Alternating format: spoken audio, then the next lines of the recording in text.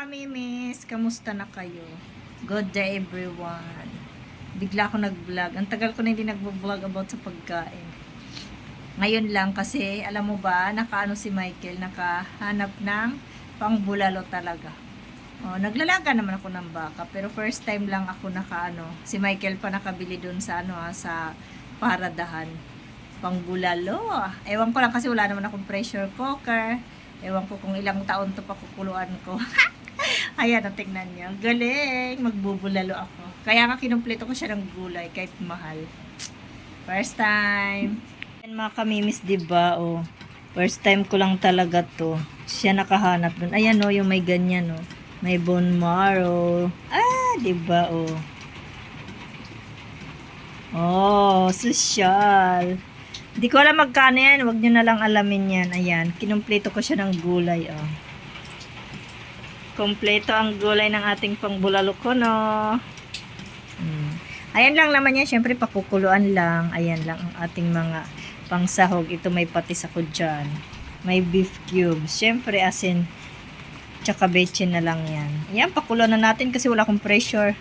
Baka ma-pressure ako, ha?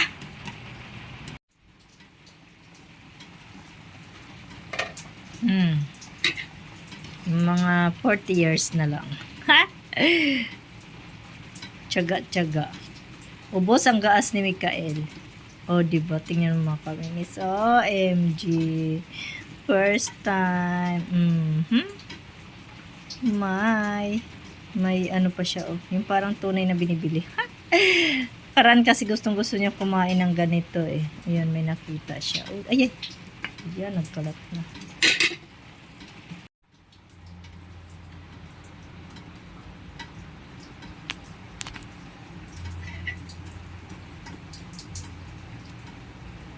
Luto na.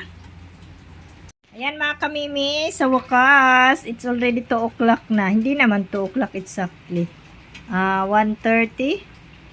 Ayan, luto na siya. Ubos na ang gas. Luto na ang ating bulalo. O, ayan. Oh, wow. Hindi lang ako kakain nito, guys. Ang aking family lang. Ayan ang ating overload bulalo. Overload sa gulay. Diba? Patis ang ginamit ko dyan mga kamimis. Patis lang. Tsaka bechin. Yun lang. Paminta. Tsaka beef cubes.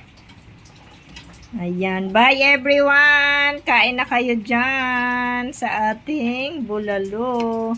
Masasabi ko talaga to na bulalo kasi meron siyang pang bulalo. Oh my God, ang sarap mga kamimis. Sige lang ako higop ng sabaw. Bye-bye. Thank you so much for always watching, guys. Ang sarap.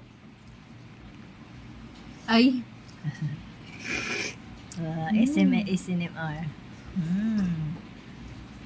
Bulalo bone marrow.